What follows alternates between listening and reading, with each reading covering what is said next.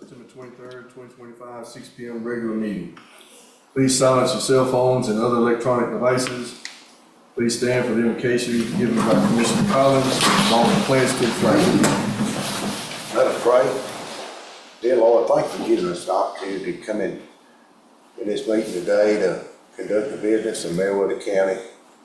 Please guide us, the commissioners, that they may do the best interest for the citizens of the county. And also, I'd like to say a special prayer for the country, the USA. In Christ's name we ask. Amen.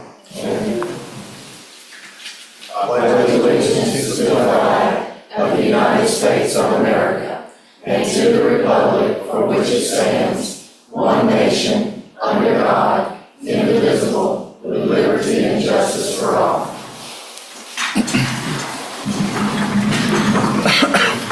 Next item is to adopt the agenda.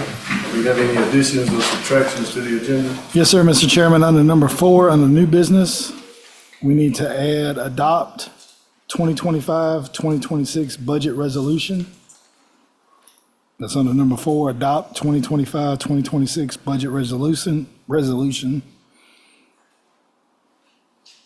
And then on number 9, we just need to take out surplus. So it's declare 2-acre tract on Harmony Road and set price.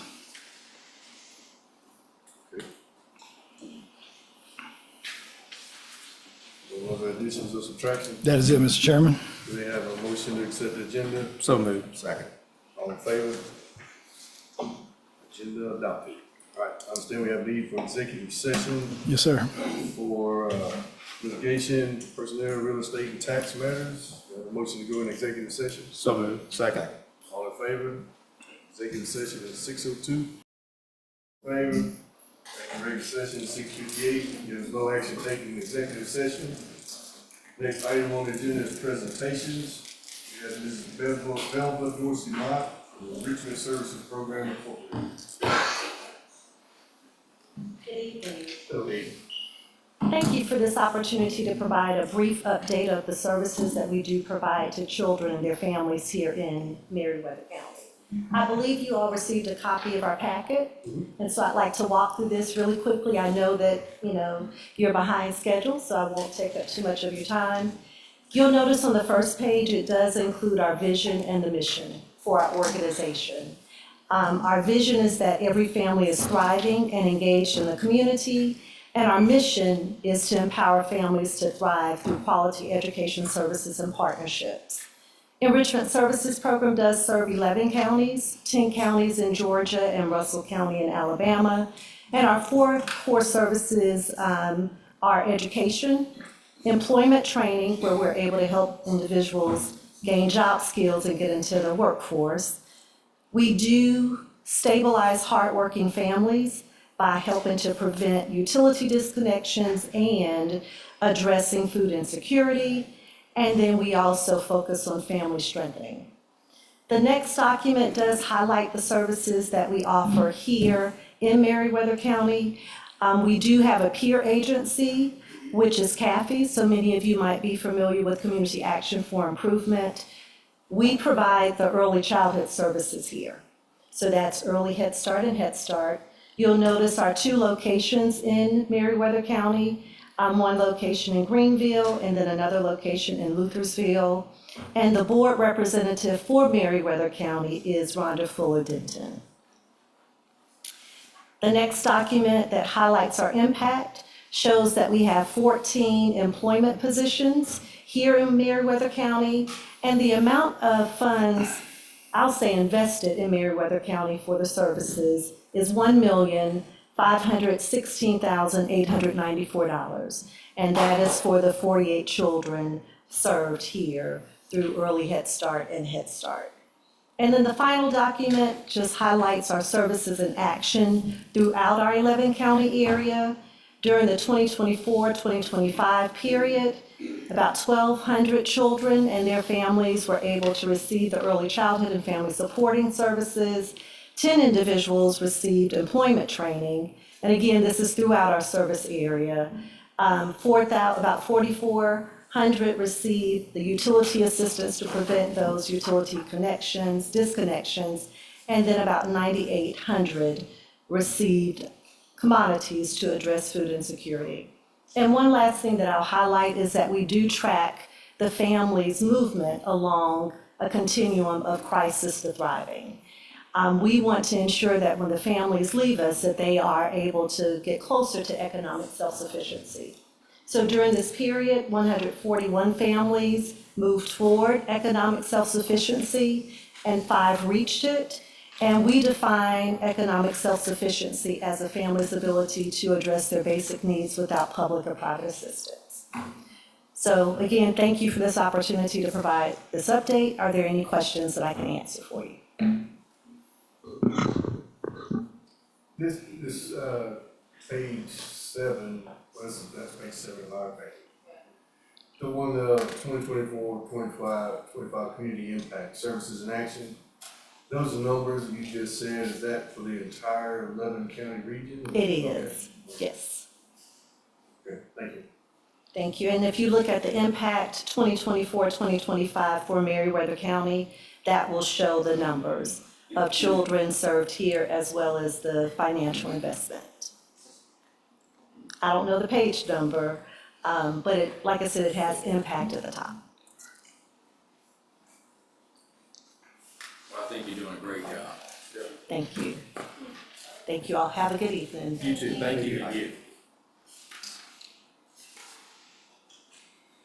Next item is the finance report. Commissioners, on the front page of the report are the bank balances as of this afternoon. Also listed are the interest amounts received for August and the year-to-date amounts we have received. At the bottom of the page are the lost, and T-SPLOST distributions for August. We expect to receive the distributions for September next week. On the second page, the SPLOST balance is $1.2 million. The T-SPLOST balance is $615,000, and all projects have been completed except for the LMIG projects.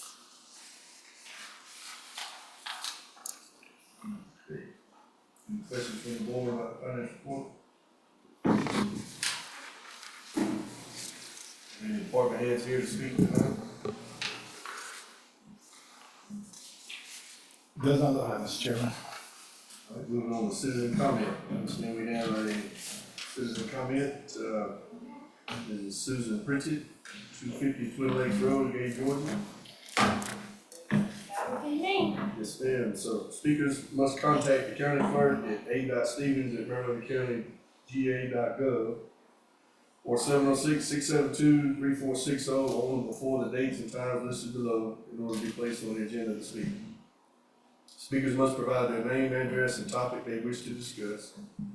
For the first Monday of the month, 6 p.m. meeting, speakers must email or call before 5 p.m. on the day of the scheduled meeting. For the fourth Tuesday of the month, 6 p.m. meeting, speakers must email or call before 5 p.m. on the day of the scheduled meeting. Speakers must direct their remarks to the board and not to individual commissioners or to the audience. Personal disagreements with individual commissioners or county employees are not a matter of public concern. Personal attacks will not be tolerated.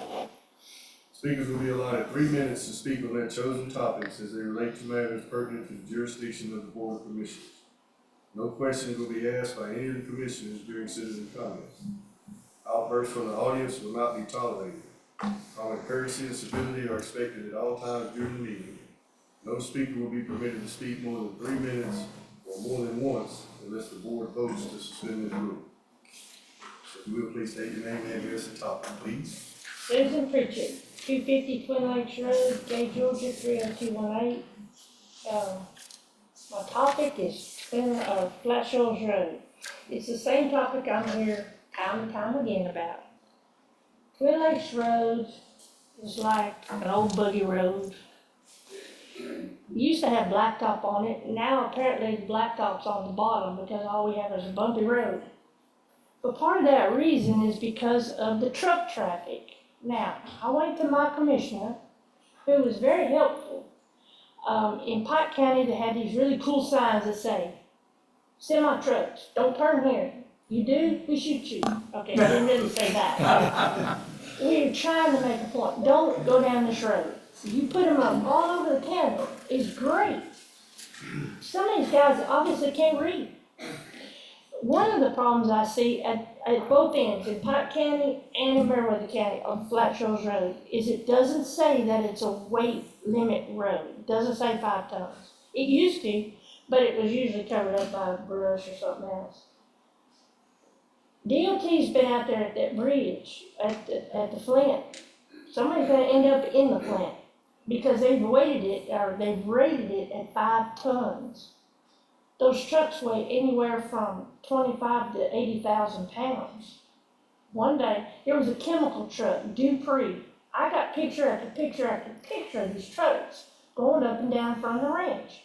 Now, we put in a resort, and we have folks that come out, they may ride a horse. I have to cross Twin Lakes Road, or Flat Shoals Road, with guests.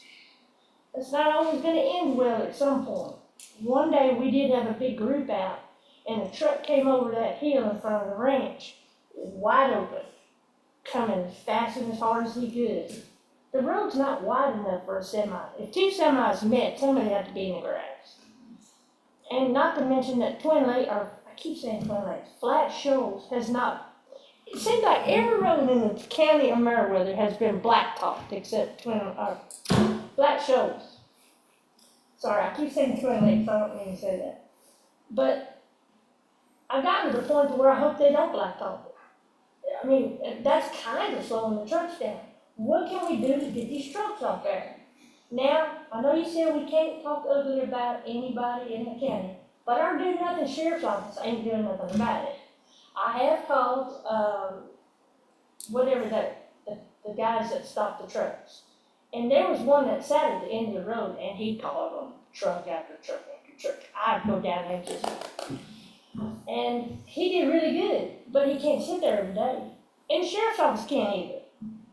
But if they show up every now and then, it'd be nice. But it's the same trucks coming up and down that road. There's no consequence. There's gotta be a consequence. I don't know what we can do. Okay. Yes. Thank you, man. Y'all wanna help me? We will do our best. We got a couple I ideas. know where you live, Gene. Well, Mr. Chairman, it says on here the commissioner can't ask questions, but can the commissioner make a comment, or we just need to wait? You will make a comment. You may, wait. Make a quick comment. We are working on it big time right now, and if you'll give John a call tomorrow, he can explain to you. We're waiting for the final documentations from the DA. We're getting all of our roads listed as no-through roads.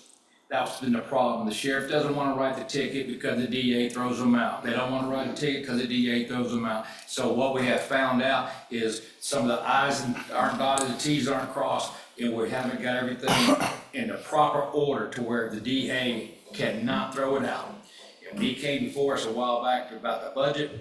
We talked about it then openly, and he said he would get the information to us. So we are working on getting an ordinance adopted for this county where our county roads will be certified no-through roads unless you got business on that road. And then, yes, ma'am, the tickets can be written, they're not gonna get thrown out. And that's, we're working on it right now, so I just want you to leave here feeling good. Can I get a ticket book?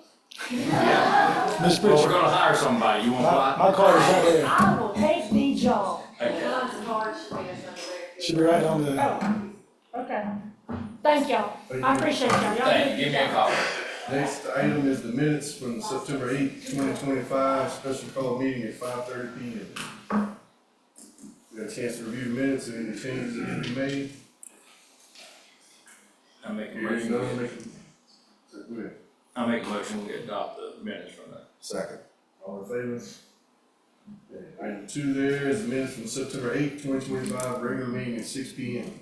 Any amendments, changes that be made to those? There was a misspelling for one of the names that's been corrected, so the minutes are good. Unless you found anything else. I make a motion we approve the minutes. Second. All in favor? Next item is public hearing, which we have 2. First one is case number P25-010, request from Tammy Hargroves to rezone parcel 101-012, 1690 Gay Road from LVR NHC for proposed use of a taxidermy shop. Good evening. Yes, Mr. and Mrs. Algroves are here tonight to answering your questions. The Algroves currently own the home and the property directly behind this parcel. They have purchased this parcel so that Mr. Algroves can move his taxidermy from Gay to this location. He's been in business for many years and now seeks to relocate it. He's in the process now of gutting that house. We went through the planning board, heard the application, and there was no one here in opposition for the application. In doing the research and the findings, the staff finds that the proposed zoning to be comparable for the characteristics for the neighborhood commercial, for the use of a special use for the taxidermy business that Mr. Argos is wanting to do. The planning board did make a recommendation to approve the LDR to neighborhood commercial for that use and did not have any other stipulations. Okay. Need a motion to go into public hearing? So moved. Second. All in favor? Public hearing at 7:12. Do we have anyone here who'd like to speak in favor of this request?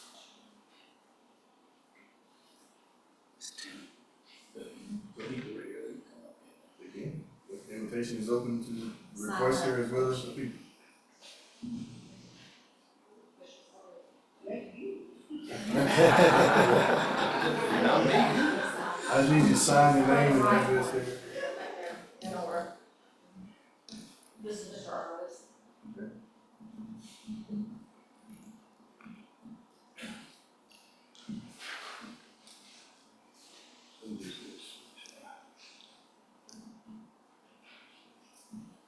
She's on roll.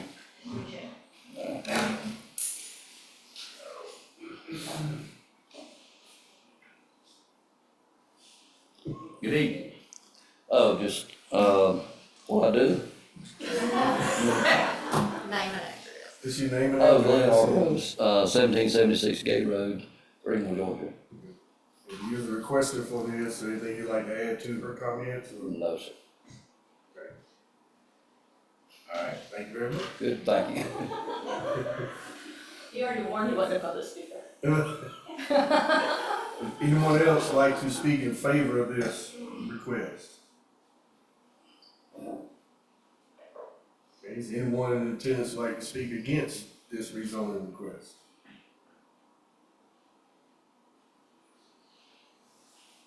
Okay. Any motion to call out a public hearing? So moved. Second. All in favor? Public hearing 7:13.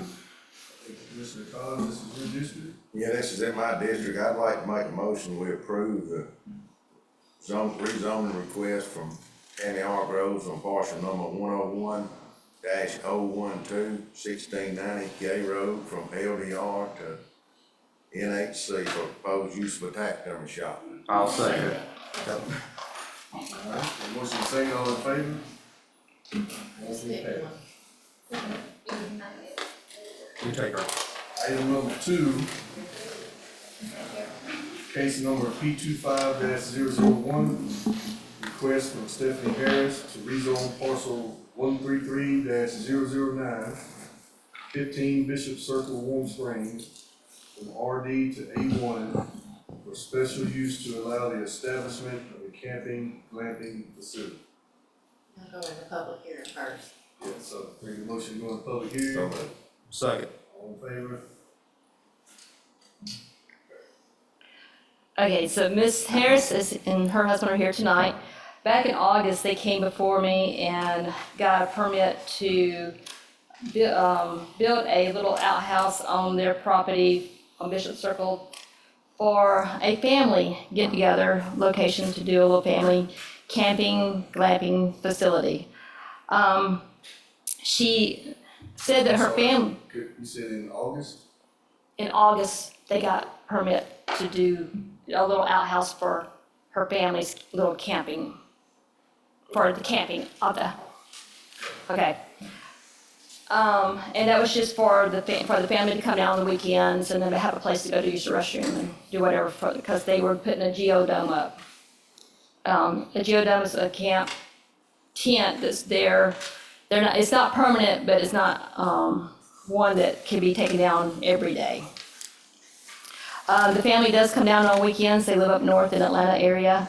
And the family has been enjoying the weekends there. And so she come and asked if there was any way that she could possibly rezone her property so that it's not just her family, that she could actually have friends and actually start an Airbnb there because her friends and family have enjoyed the weekends.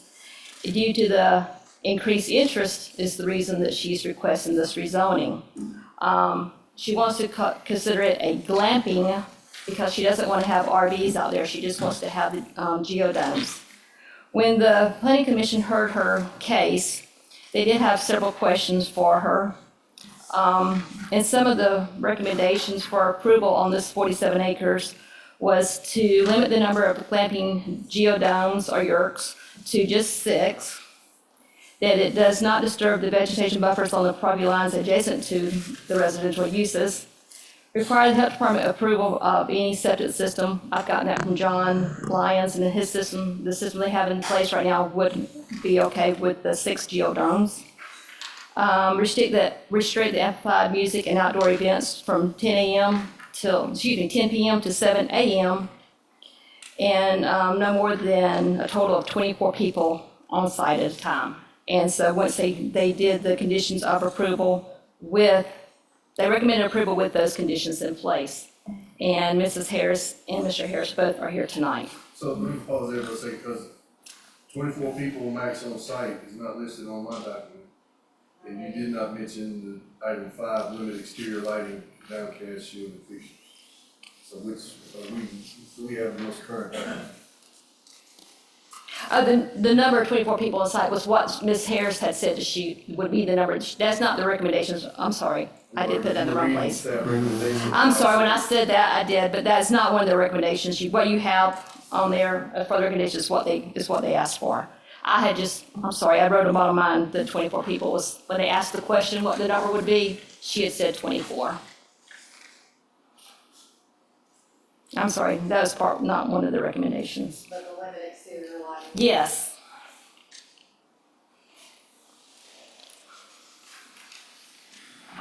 Okay. You said there was a permit for a bathroom in this past August? Back in August, there was a permit for a bathroom and a area for them to be able Why to. is the engineer's letter for June of 24? It says right here that the engineer went out to take a look at the bathroom facility in June of 24. She had already, the facility was built and I had to require the engineer letter to say it's built to code. So it was built without a permit? It was built without permit, and so I had to get the engineer's letter to say that it was built to code. That's what the engineer letter's for. The engineer letter we have says it has deficiencies. We do not have one that says those have been corrected, and it is to code.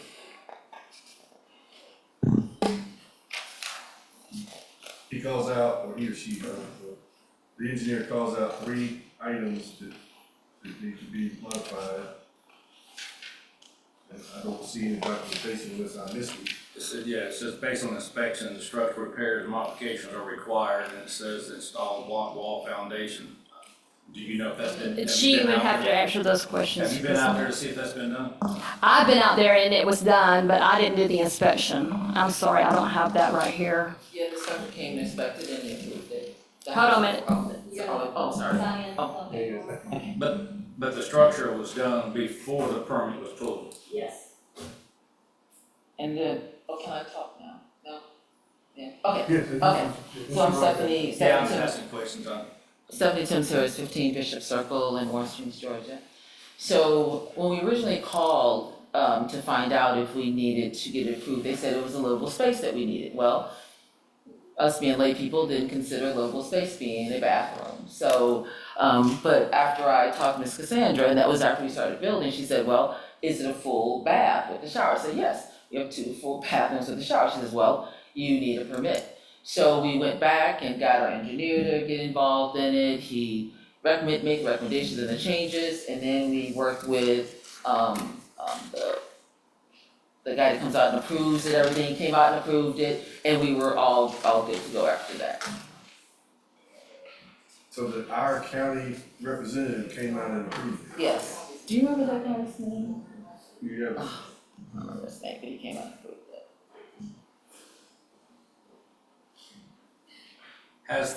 Do you have a letter where the engineer where you paid, the engineer went back and signed off on it? The engineer, from my understanding, the engineer didn't need to sign off on it, it was you all had to sign off on it, which you all did. Once an engineer's involved, he's supposed to go back and sign off on it. Because it was done in '24, it was done before without a permit. We did talk to the engineer and told him that we got the approval, so, and that he approved everything that was done. So the engineer came out in June 25th, 2024 and inspected it. At that time, you already had the bathroom facility, so anytime you put in a bathroom facility, you have a septic system. So the health department had come out prior to that and Yep. approved that. Yeah, the septic system's approved, the well's approved, so we thought we had gotten all the approvals. Because remember, we weren't looking at this as a livable space. I don't know why, I should have gotten more clarity on what is considered a livable space, and I didn't. So because of that, but once we found out that we needed there was a livable space, then we immediately started the process of getting the engineer out, looking at it, giving us recommendations, and we had all the adjustments done and followed those recommendations. so I had made a note in the packet from the engineer's report of, two things. One is, has this been done in the report confirming that? And then how did our county inspection miss that the engineer went and found? It sounds like we, as a county, missed it on inspection because we didn't know it was there and being done. Is that correct? And how did the county go out and sign off and give a final for electrical after it's all completed and the walls are completed? How did they even inspect electrical? I see you got an inspector that says pass, how do they inspect the electrical? Cause we took everything down. We took the walls down. We took everything down, and they came in, he saw the full electrical, the plumbing, the whatever. Yeah, I had to build it twice. What's on the walls? Just the walls. What's on the walls? What did you take down? What was it? Sheetrock. Oh, sheetrock. So you took all sheetrock back down? Mm-hmm. Yeah, we took everything off and down, and we took, So you know, Greg we would've came out and documented looked that? at, excuse me? Greg would have documented that and took pictures and stuff? I don't know if it took pictures or not, but that was what we went into the inspections. Does anyone have a copy of the environmental health report? The soil study, the level 3 soil study for the septic tank? I don't have that in this, I don't have it in my office. With the health department approves of septic systems. Yeah, they did come out and approve it. Oh, well, you're talking to me or not, sorry. Yeah. I'd like to see that been included. Should have documentation where a soil report done and then where environmental health inspected the septic tank and who installed it. I just have the application for the rezone, I didn't have that file with me. So because is the septic in the proper size for that many tenants? For 24 people, is what Ryan said, which is the health department director. He said that or it's in the document? No, I had called him about it, and that's when I might number 24 people, where I said 24 people, I asked him, and that septic system right now, well, is good for up to 24 people at one time. It says 1,000 gallon tank, right? Cause usually on the commercial stuff, it's usually the minimum 1,500 gallon tank. He was, whenever he did this, he did it as a camping, he did it as a commercial. Who's gonna monitor the 24 people? Excuse me? Just on the market, 24 people. Oh, that's as many as we can hold in the campsite itself. You know, So, I mean, I see a lot of people have one camper and maybe 10 people staying in that Yeah. camper. yeah, we I mean, require. I'm just asking her, cause Oh, her, Sandra, who okay. is gonna monitor that site out there? Who's gonna say there's too many people or what when there gets to be too many people out there? It gotta be the sheriff, or is it code enforcement, or who? I guess that's gonna be just like,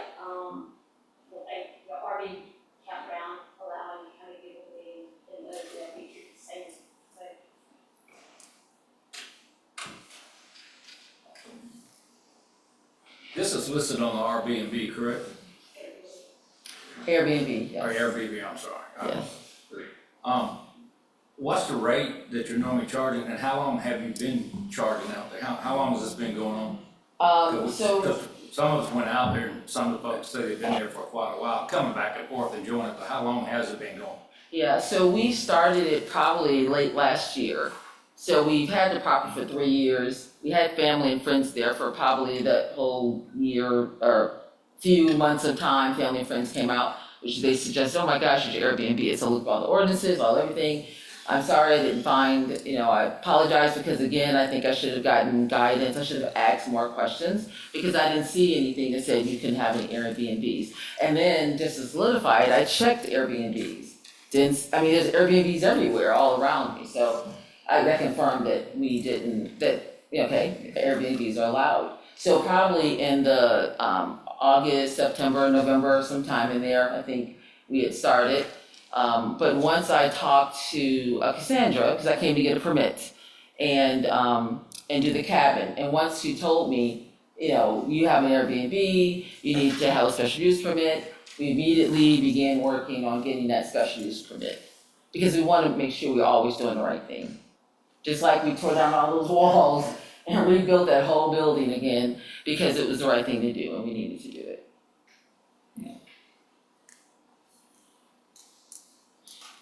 And going back to the engineer's letter, on the first one that he said needs to be taken care of, either to install a new perimeter block wall foundation, including a spread footings and masonry piers.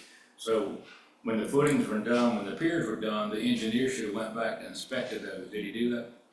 No, we just told him that the Meriwether County came out and they looked at it. Those didn't get done until after you got the permit? Before. No, they got done before. That's what I'm saying. Yes. So again, Yeah. the engineer, once the engineer, I've been doing this 43 years. Once the engineer comes out and says, I need a spread footing, or I need a footing or a detail and so forth, I have to get it ready. And then they come out and look at it and go, okay, you're good to go. And then you would have something here stamped, signed off that it was done according to his inspection.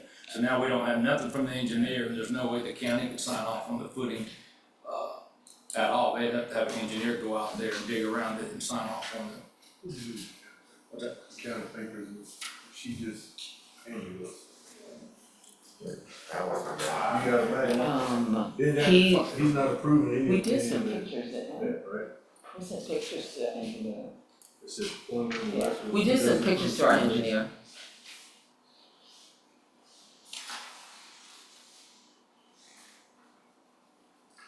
He approves, you give the certificate, right, if he approves the renovation. I got the same question you got, and it's more of a, to protect you as well. If the engineer says something is not correct, then you could be liable to an action that there is running the county for granting permission.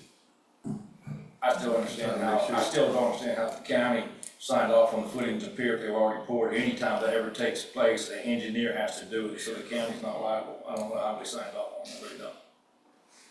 I mean, pouring the I cement know it's not a around big it. structure, but still, No, anytime the it's cement wasn't, there was no cement around it at the time. So when we talked to the engineer, he gave us his recommendation, they had to go around and dig. I mean, the building was already there, they dug under everything. So when the county came out and looked at it, it was dug. He made sure it was how many feet that it needed to be dug, we didn't put any cement in it. We secured it, all the things the engineer said to do.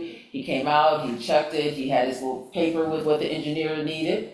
He checked everything around after he said, okay, this is good. So, right, then we did the next step. And we put the cement all around and then put those,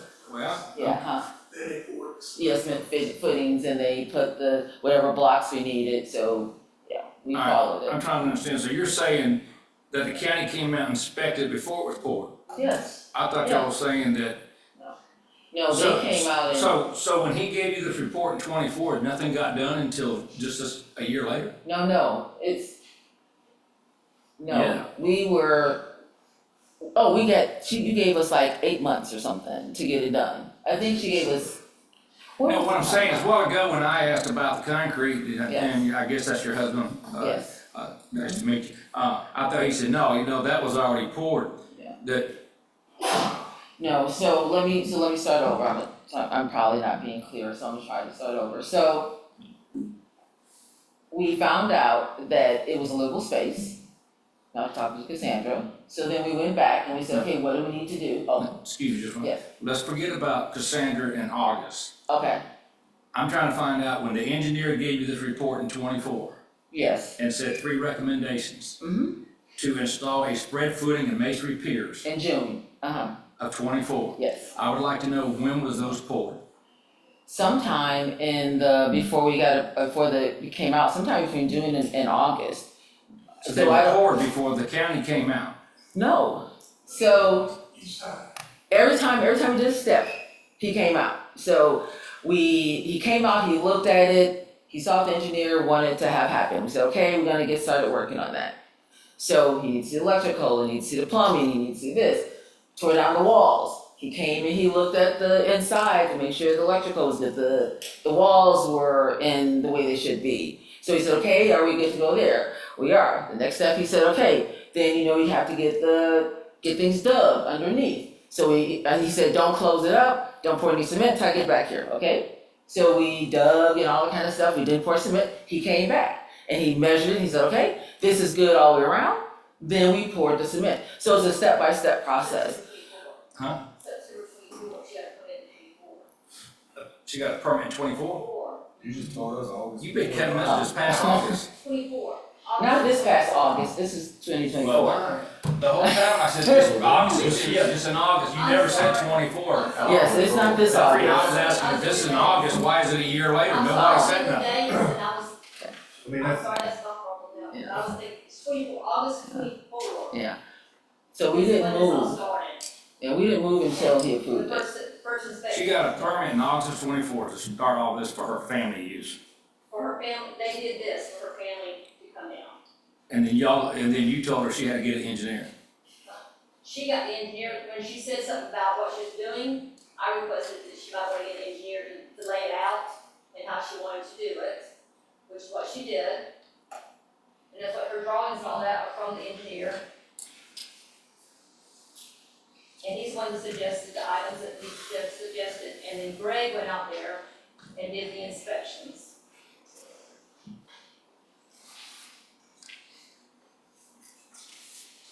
Okay, that's why we need accurate data. And it's in August 25 is when she came and did this application, that's what I had in my hand, August 25. So wait a second. Okay, now I'm getting this figured out here. That was in 24, and she was gonna do it for her family. And then you or somebody saw it on the Airbnb or whatever you call it, and brought it to the county's attention, right? Not exactly. Her friend said she needed the Airbnb, and she went on our website and couldn't find how to do Airbnb, and that's when she came to me and asked me about it. And that's when we started the process of. But that's not the understanding I had on that either, okay? So part of the confusion, Cause I thought since she was advertising it, that's when she was told you need to get a permit, business license permit. No, she doesn't have a business license permit yet. No, I'm saying, that's why I said, I thought that's what started all this, is because since she was doing that, she can't run it like a business, be charged, so she came in to get a permit, to get it rezoned and then get a business license. For Airbnb. Right. This is what she decided recently to choose. So she came to you and asked how to do Airbnb and so forth. She came to me and asked about it, yes. She originally did it for her family and friends. Right. Then the building was built. She came and wanted to do Airbnb, spoke to Cassandra. This is where it all initiated and came from. The engineer came out prior to all that last year, looking at the building. They tore it down the insides, dug around it, county inspected it just like building a house. And here we are today. Yes. But she wants to now do it as an Airbnb instead of just a family. With a total of only 6 units. okay, so your department plans on it and the staff and is saying that this structure that was in question, now that we know we don't have a question, it's not building something without a permit, is what it sounded like. It passes all requirements for this county to be a safe area for those people to be in. Yes. You also mentioned in your recommendations, limit number of glamping units to 0 tents. The planning commission did not list the number of tents. They didn't say 0, they didn't say 10, they didn't say 1, they didn't. My recommendation was to I think it have, says 0. Oh, I saw where it said 0 tents and 6. then I heard, yeah, it says 0 tents, 6 yurts, and no cabins. That's what Yeah, this document says. I think they're just interchanging. Vehicles that pop up like a tent on the back or whatever you call it. I think they're interchanging because, so tents and yurts, I think they're just interchanging them. So it's, Who is? when we were talking with the board, I think when people were talking, because they don't know about glamping, they're interchanging tents with yurts with geodomes. So they were thinking yurts and I do have geodomes, but they're not yurts, they're tents. Tents and yurts are very similar, except one is a more permanent structure that you put up, the other one, it comes up and down, the tents come up and down. You have those next to each other out there now, right? I have tents. Bathroom facility, Yes. geodome, and then the. No, I don't have any geodomes, I have the bathroom facility and I have Lotus Bell tents. And then the big white yurt, that's not a yurt? No, those are tents. So the one that's shaped like this, that's a tent. All the white ones out there, they're very expensive tents, but they probably cost just as much as yurts, but they're tents, yeah. They're insulated, they have air conditioning, they have heating, they have beds, so they're tents. Yeah, they call it, but we are getting requested 3 more geodomes, 3 geodomes that we're putting out there. We currently do not have a geodome. So if we go back to item 1, is limit number of glamping units, this document says 0 tents. Is that not what the planning commission? apparently the planning commission misunderstood, and I misunderstood because I thought, look, when they put it, they put geodomes and they were understanding the white dome thing. Did not realize that was a tent, and they all thought that was the geodome. The tent that she called a tent was a geodome, and they said it's only a limit 6 geodomes. And they did not say anything about number of tents. So we can, I think we need clarification on the tents being personal, put them up, take them down, regular, like, livable space tents. Because if it's glamping, but if it's open to camping, then the numbers are gonna be different when they come in. I think it's gonna be harder to limit your 24 if you're saying people can come in tent camp this weekend. That's a different number than what's in your more stable structures that you're putting up. As far as people coming in camping with pitch a tent in the back behind the truck. And that wasn't addressed. I feel like we need to address that. yes, because we need some clarification on what is the recommendation for the max number of occupants on the property that she's setting up. And we need to make sure, we wanna make sure we're consistent with other requisitions that's come before us and we may do in the future. And this doesn't explain that way. Right. And I'm sorry for you that it doesn't, but Let me ask you, do we have any other Airbnbs similar to this in any form or fashion in this county? we do have campgrounds. We have campgrounds, but we don't have something that is classified as an Airbnb with this type of dwelling. No, sir. We can, sorry. No, Ms. Harris, Oh, go ahead. Ms. Harris, Yes. what exactly is it that you're wanting? The recommendation from Cassandra's board was for yurts, is what I wrote down. And with the septic system was okay, what was your original request for with the application for that, as far as tents, yurts? Yes. So what I requested, we already have 3 glamping tents. So there are 3, I call them Lotus Bell, the shaped like a bell, 3 Lotus Bell tents. I was requesting 3 geodomes. And the geodomes are the ones that are shaped like a dome. Right. They're more of a structure that you don't take down and put up. But the Lotus Bell tents that are shaped like a Lotus Bell, you can take down and put back up again. So I requested that we have an additional 3. We're gonna keep the 3 out there, those are our tents. And then have the additional 3 geodomes out there as well. So what about traditional tents, camping? So people do bring pop-up tents. And we're really trying to see with the septic tank, what the capacity that we allow. Because people are only on there maybe a Friday, Saturday, Sunday. We don't have people like every day all through the week. So it's like a Friday, Saturday, Sunday is what we're thinking. So yeah, that is where for weekly people here throughout the week. So, we know we have 1,000 meter or whatever foot tank, thousand gallon tank, we do know. It's just whatever the capacity was. Because we have 46 acres, so, but whatever the capacity was is what we were gonna adhere to. So it's glamping and camping? It's Not a just- glamping campground.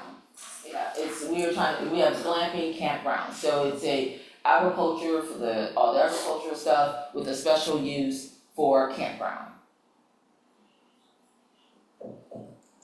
Okay, cause some of the confusion is coming in where every other campground that we considered, and we have restrictions, and we have set maximum occupancy on those facilities based on the infrastructure, what the lot size, close proximity to neighbors, and the infrastructure, what it can handle. So we don't have that clearly in front of us. We need to either determine that now or come back later with a recommendation. I'm also confused as why the planning board would use item 3 to say require health department approval of septic and wastewater system prior to operation. When you're telling us that it is approved in the. Up to 24 people is, and if you already did more, they would have to have an additional approval for septic system. There's 1,000 gallons. But how come there's not, something from the health department in this packet? That's my fault, because I have the building inspection. And I don't see the permit application. Do you have a copy of what the date is? Do you not have that? When she came in and got a permit? For the original When she came in, 24? back in 24, when she came and get a permit for y'all to start doing inspections and get everything done? I don't have it, I have it in my building folder, I don't have it in this folder, but it was done, in August. See, if she came in August, that's when you would tell her what's it right. If she came in August of 24, that's when she would have been told, you need to get an engineer, because we have it looked at it and so forth, right? But the engineer's out there in June, so how does she know to get an engineer out there before even coming to get a permit? You know, when she came in and talked to me, I mean, she talked to me before she got her application. Okay. She talked to me before that, and that's when I said that she needed to have that information for me before she came in and got the building permit. And she got a building permit in late July, first of August last year. And then she got this permit in August this year. Ms. Harris, Yes, I have another question for you. yes, The 1,000-gallon tank, yes. when was that placed? Do you remember? It's in 2024. Do you remember when we got the septic tank? Yeah, let me see if I Did the health have- department inspect it at that time, or was that, okay, they Yes, did? they approved it, Okay. yeah. We didn't move, after we found out that we need all the permits and things, we didn't move until we got everything approved. So the county health department should have an approval for that tank? Yeah, and I saw it in there And it should before. state the specifics on that approval. asking for it, if they had a copy of the fact. So that's simple, we can get that. Cause I mean, not only is it the size of the tank, but it's the amount of line on the tank. Right, so it should indicate how many people it would serve. See, if you have a 3-bedroom house, you have to have a minimum of 150 feet on a 3-bedroom house with, you know, and here we only got 130 feet, 1,000-gallon tank for. So is there anything else you would like to add, Ms. Harris, before we move to see public opinion speaking for and against? You'll be welcome to come back at the end. Yeah, I can come back at the end. I just wanna make sure everything is clear. I guess Clear that, blood, yeah, it's good, Oh, it's clear okay. enough, yeah. But I just wanted to make clear that once, you know, and it is our fault because of layman terms, we read it, we thought we understood it, we moved forward. When we found out it was not correct, we immediately went to try to change it to make sure that it was right, so I just wanted to stress that. Right, thank you. Is there anyone here that would like to speak in favor of this request? You come up, please sign that document and state your name and address, please. My name is Joe Phillips, and my address is 121 Bishop Circle, Warm Springs, Georgia. You speaking in favor of? I am. They've been our neighbors now for about 3 years, after they bought the property. And I'm just speaking totally as a neighbor. And just that they've been very, very nice. They've tried to do everything from what our discussions with them, and, we've been down there to see the site. They've always been very welcoming. They try to do everything right that they could. It's very nice. It's a very nice facility. They let my kids stay there, free, so, whenever they came to visit, because we have a very small house. But anyway, I'm just speaking from a neighbor position. Also, Stephanie has joined our Meriwether County Rotary Club. She's a member of the Chamber of Commerce. Also, she's, wanting to be a working part of this community and, add to the value of our community. So that's just what I'm here to say. Do you have any questions for me? Okay, fine. Thank you. Anyone else would like to speak in favor of the request? Okay, is there anyone here that would like to speak against this request?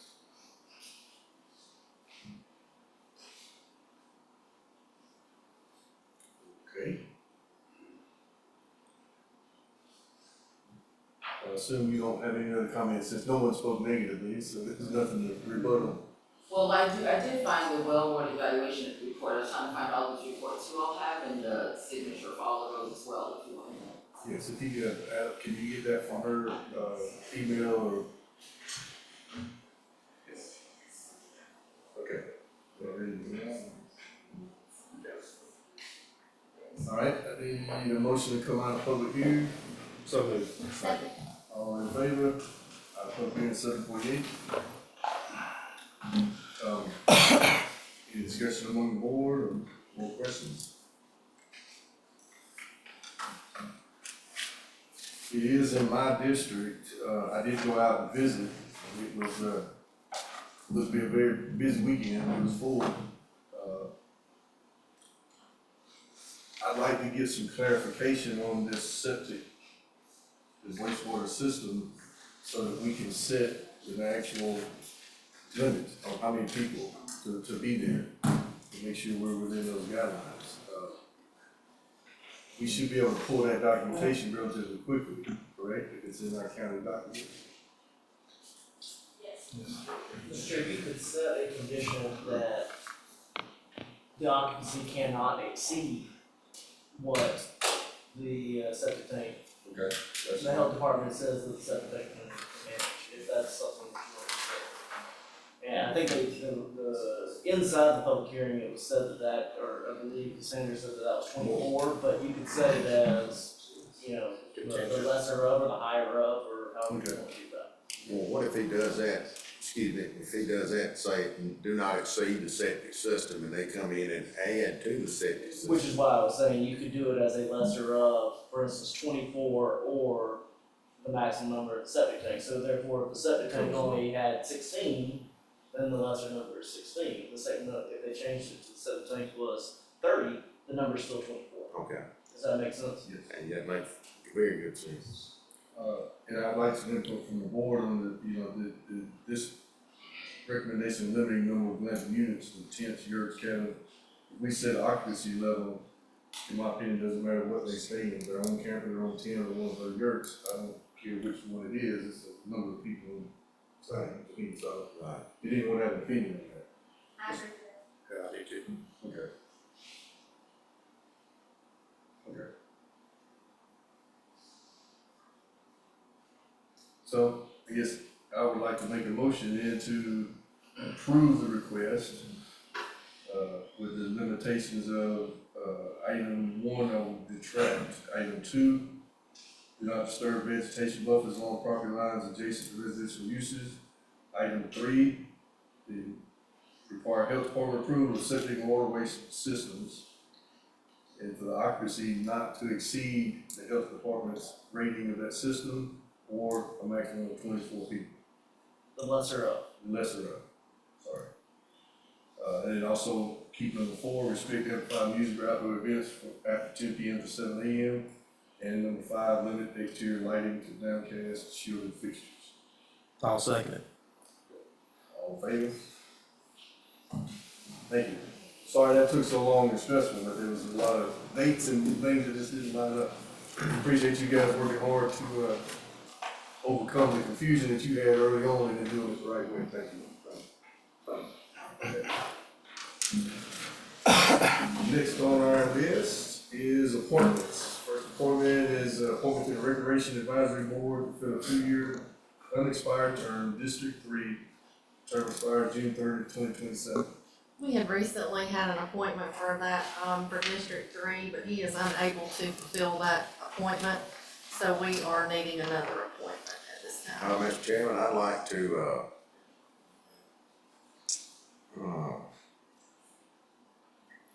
table that to the Monday, October 6th meeting. I'll 6 second. p.m. I'll second it. All in favor?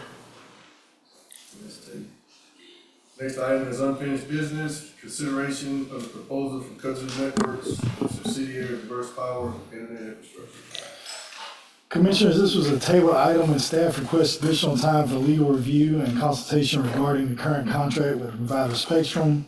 We recommend this be tabled until November 10th, 2025. I'll put that in form of a motion. All in favor? Next item, new business, Larry Donovan. Discussion of fiscal year 2025-2026 budget for Meriwether County Water and Sewer Authority. Commissioner, Mr. Dunway is here to present the Water and Sewer Authority's FY 25-26 budget presentation. As no funding is being requested, no action is needed at this time. He'd just like to put the budget on record. Yeah, I'll be as brief as possible since we got a lot to do tonight. You should have something in your packet that looks like this. If not, I've got plenty of copies here. But this is our operational budget.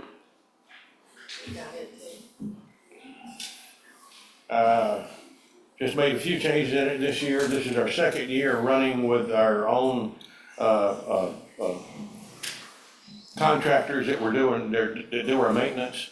And so I was able to adjust some of the different categories there. If you look down the column there, you'll see down there we got still a spot there for replacement of some of our meters. Right now we got meters that are 15 years old. We got some that are 3 days old. So we're going to be working on replacing some of our older meters, and we're probably going to be replacing them with a meter we can read digitally from a space away there. And you get on the bottom of the page there, you know, for our operational budget there, we got about $312,000, $922. As you see down at the bottom, we make a monthly payment every month of $57,564.58. So we're paying about a little over $500,000 every year on our bond payment. I think our bond will probably end sometime around 2036, I believe. We'll have the bond paid off. And that was about a $10 million bond we did some 16 years ago. Anybody got any questions? And the reason we come to you every year, we submit our budget to you. And what this does, we have an intergovernmental agreement between the Water and Sewer Authority and the Board of Commissioners that as long as we bring a budget and submit it to you every year, you allow us to use 25 cents per ton of the tipping fees that we receive to augment our O&M, augment our operational account. And that's just because we're such a small system. If we tried to divide all our stuff up and divide it between our customers, it would be ridiculous almost. But you know, thanks to the tipping fees that come from the landfill, we're able to do it. I have a question there with that. So when you go through our budget, Finance Director, and we have tipping fees listed, Is that the balance after their portion, or is that in the whole?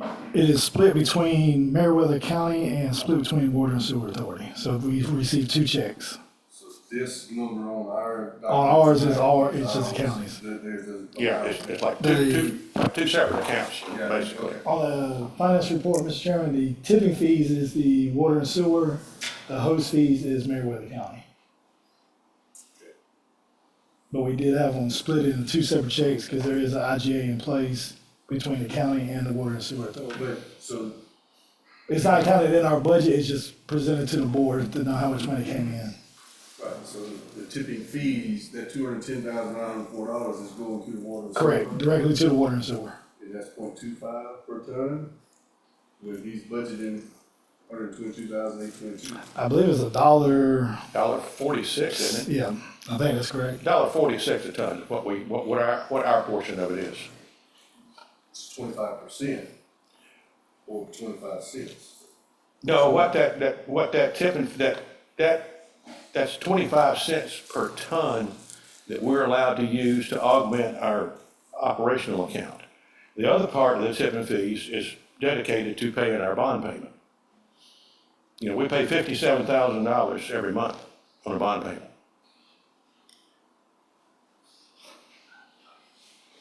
But as this reads, then they are getting more than their budgeted allotment in tipping fees and one thing. Yeah, it's, Well, It's all going to. Well, the tipping fees is just basically $1.46 a ton that comes to us. Now, that tonnage varies from quarter to quarter, how much tonnage they take in up there. So what has it been averaging per year total? Well, right now, we're paying about, $690,000 a year on our bond payment, No, so. so how much per year are y'all averaging coming in from? Oh, it's about $120,000 $120,000 per quarter. We're bringing in 180 something to 210 something every quarter. correct. Mhm. So you're saying your estimated per year tipping fees is 722,000. Part of it goes to your budget and then the other part to the bond payment. Right. Right.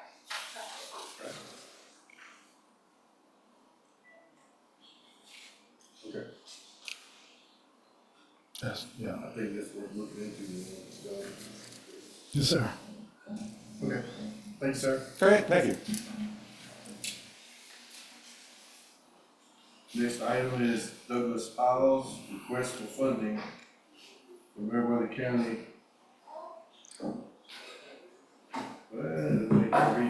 Request for funding from Meriwether County Airport Authority. I think that's what you meant for fiscal year 2025-2026. So you I didn't request write it, funding but- from Meriwether Authority. Meriwether County. Ms. Nelson, For gentlemen. Meriwether County. Bob Gordon and I are here from the Airport Authority to basically request that the commissioners continue to fund Should be 4. the loan payments on the new hangars at Roosevelt Airport. So last fiscal year, and I apologize for my voice, I'm losing it tonight, but last fiscal year, we paid back $12,975. This past fiscal year, $30,540. An additional $10,000 to McCoy Grading for the retainage that we owe. And the goal is to continue to pay the payments to the commissioners, the board of commissioners. And next year, we have budgeted to pay $55,129 To the board. to the board, yes. So it's 111,073 is the same as what we agreed to the last couple of years in the payments. Yes, sir, it's the bond amount. And just to clarify on the Airport Authority, they are a back-end budgetary, so that all the excess revenue they have at year end, they will write a check back to the Board of Commissioners. Because they collect their rent, I believe, in the majority in June.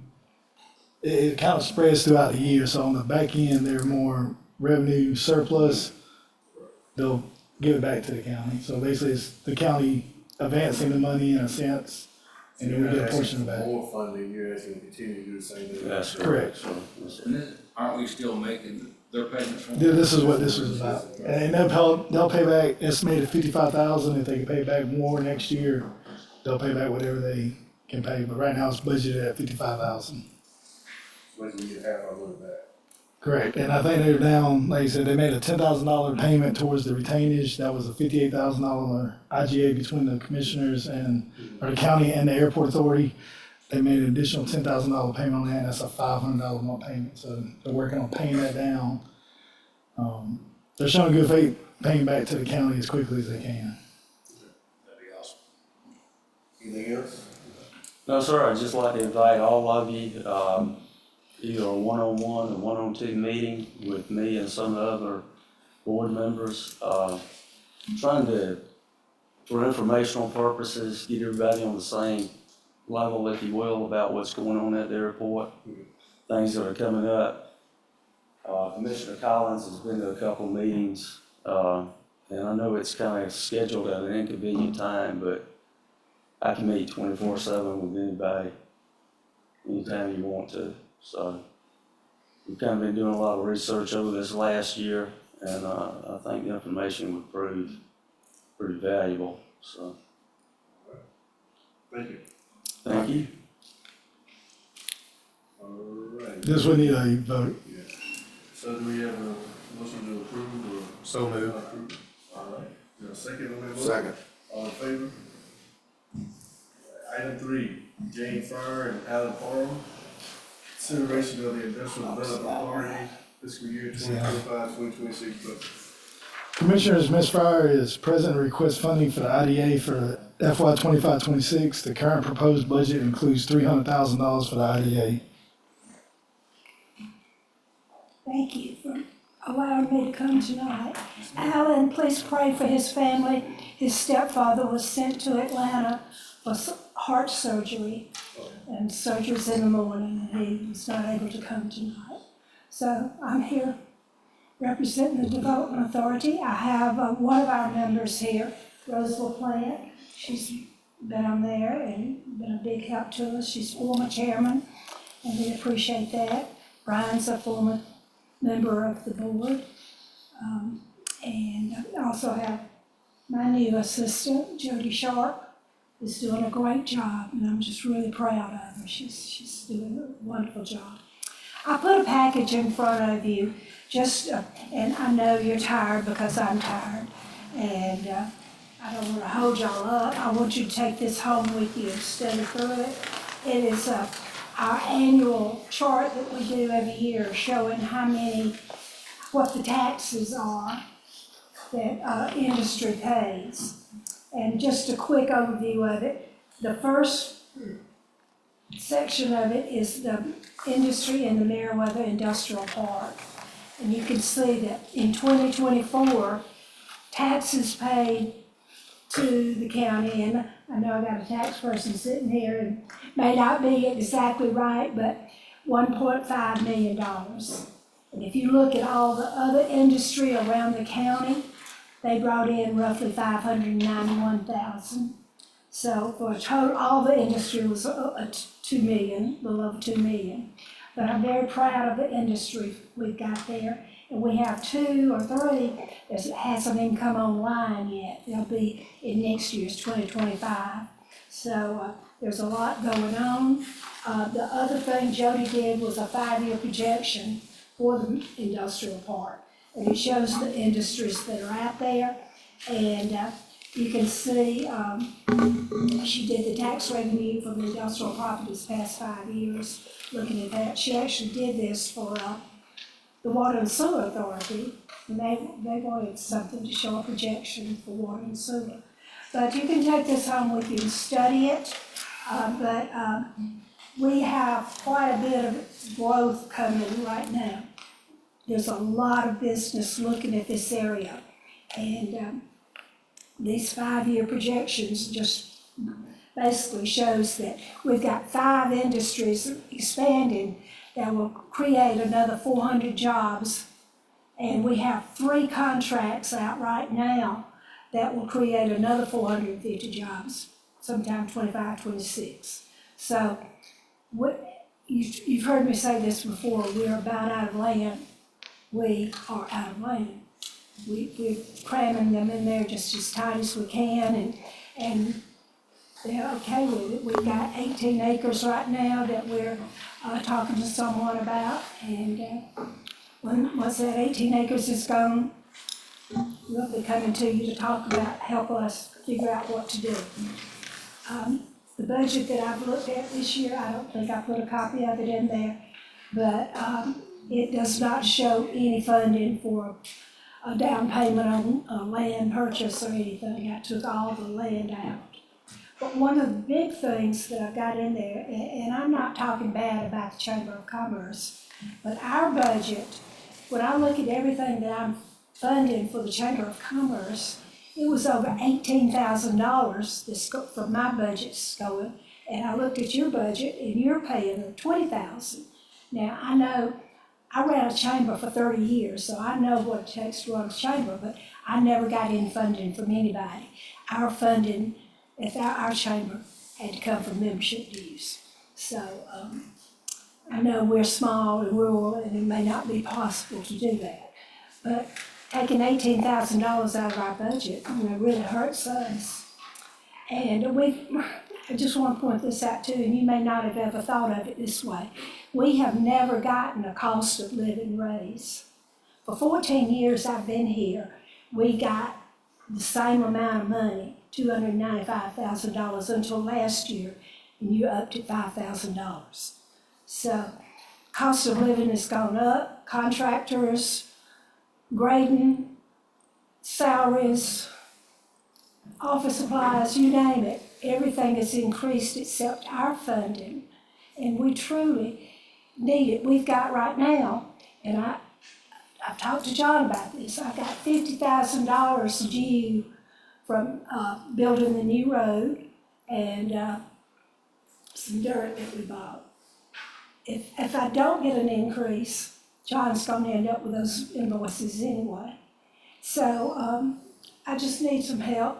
We're not trying to overdo anything. We're just trying to put enough in there for engineering costs, attorney fees, operating expense, and a salary. There's been times in this 14 years that we went without an increase in salary while everybody in this building got an increase. And we're sitting up there saying, oh, I wish we got an increase, but we didn't have enough money. And then there's been times when I put money in there, I didn't take an increase, just so that the person working for me could get a little bit of increase. So it's just that I'm just trying to cover cost. I'm not trying to gouge off. I know it's tough on you. I know what we asked for was more than you could stand. I understand that. But I'm just asking for this little small part. And so if you have any questions, I'll be glad to answer them. What's the additional part, Ms. Jane? The additional part, The additional money over the 300,000, what are you asking for? I'm sorry. 100,000, 100,000? 400,000. Originally, I asked for 700,000. Oh, so we're not, this says 300, she said. That's what was in the That's proposed what it budget, was. 300,000. You put 300 in the budget. And that's why I'm here tonight, to talk to y'all about the need. You mentioned something about the dirt y'all bought. How much was spent on the dirt? That was not my doing. No, I'm just asking how much was spent. $47,000. How much? 47,000. And we're finding out now the dirt's no good, correct? Well, My question is, why would the IDA be in the buy and dirt resale business? Why would, that's taxpayers' dollars, like you said, everything's going up, and we wasted $47,000. Let's see if I can explain it. A former employee that's no longer there, this was his idea, and he called our engineer, and at the price we were getting it, the engineer said, yeah, that's a great price, not knowing anything about the dirt. And the employee that did this did not know anything about the dirt either. And we get it over there and we find out it's not, you can't compact it. But we could still use it, you know, and then put some top layer on it, but it's just something that happened. The board warned him about doing it, but they went ahead and said, okay, if you think it's a good deal, we will do it. They asked me a lot of times, do you think this is a good deal? They didn't ask me, was it my doing? So it was a mistake that was made, but we're paying for it. Or y'all are paying for it. So the road that was paved was 50,000 plus 47,000 for the dirt? No, I owe 7,000 now, what's left on the road. Okay. There's some, the dirt, because it was not compacted and not, had a silk fence around it, whatever you call it. When it rained, it washed the dirt down on our road. I was holding that $7,000 until we could figure out who's gonna pay for all these improvements. And so the road is completed, it has a sign up. We have contracted with someone to go out there, clean the road up, fix the right-of-ways, and we'll be through with the road. But I do owe 7,000, which is, and I can pay that if I have to. I've just been holding off on it. But the main thing is the dirt, and all I can say is, I hate it, I'm sorry. Is this contractor that's fixing that road, is this the one doing that work instead of cutting in the road that was in the agreement for the land next door here? It wasn't agreed on that, it was recommended. And we will, I promise you, the demand is not there right now. The need is over there on that park. We have no one looking at that parcel of land over there. It's got to have a road put in, yes. We will take care of that when time comes, but right now, nobody's wanting to go over there. We had one project that went away. He couldn't get water, and it was gonna cost $2 million to get water to it from the city of Greenville. But that was the reason they were gonna cut the road in, so it could be appealing to drive in and go, do you wanna buy all of it? Would you like a track here or a track here? And, I'm sorry Alan couldn't be here, and I hope his family's well. You know, he's the one that stated from the get-go that part of the deal, the land process was the contractor was gonna put a road in, not the gravel and all, but just cut a road in that we could gravel, and then y'all would have accessibility to show it and make it more appealing to sell a piece of property. But now he's been taken from there out to there to solve another problem, so you add that on top of the dirt problem, now we've got a bigger number.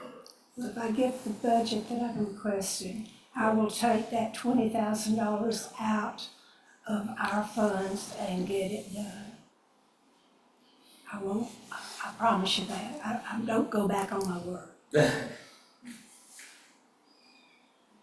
But we see a need right now for that. For that road over there? For that road? No, we see a need over in the industrial park right now. It's a demand right now to get this done. And I'll find some way to pay for the road. I'll talk to, Above the 300,000, Ms. Jane, what would it take right now to get all of this settled? what's settled. Like the road and things that you owe. If we were to give you additional money, what above the 300,000 would it take right now?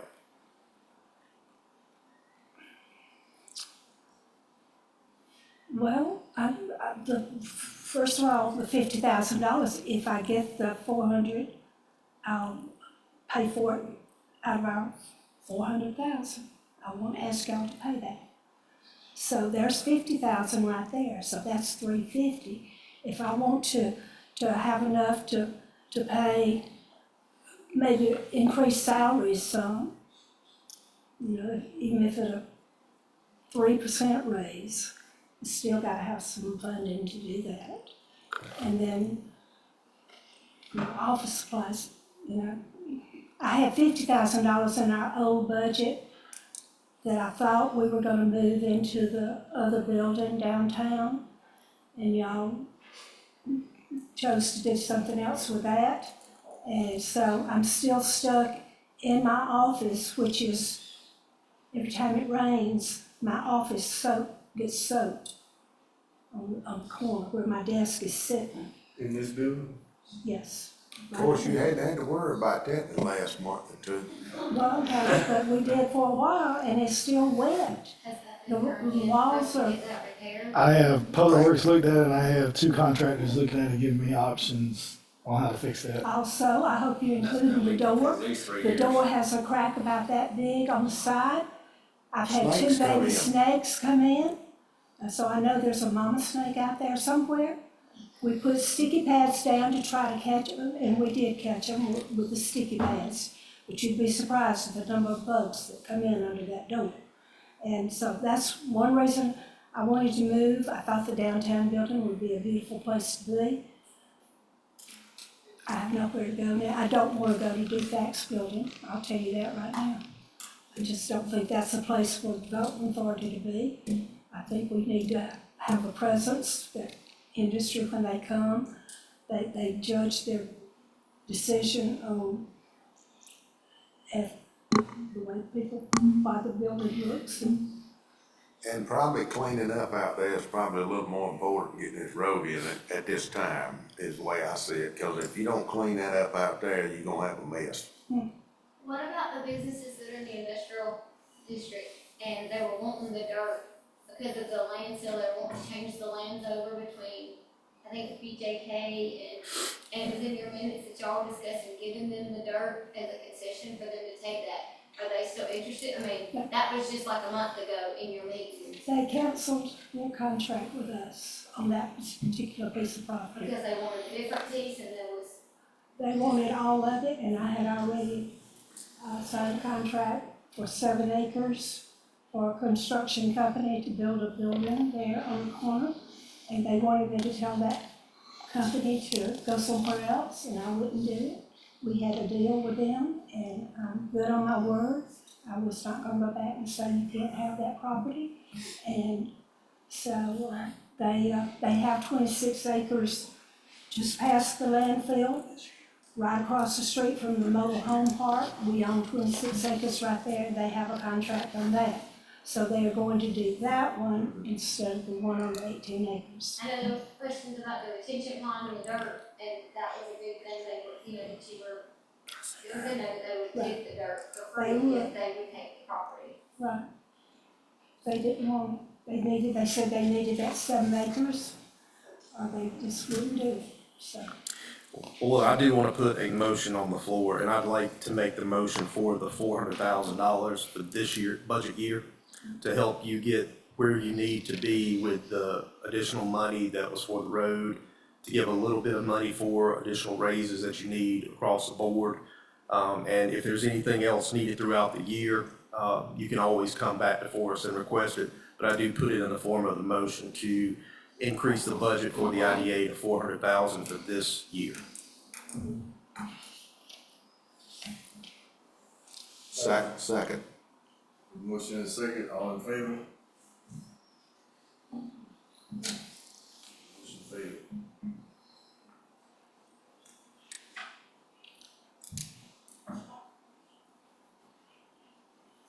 Anyone else like to make a motion?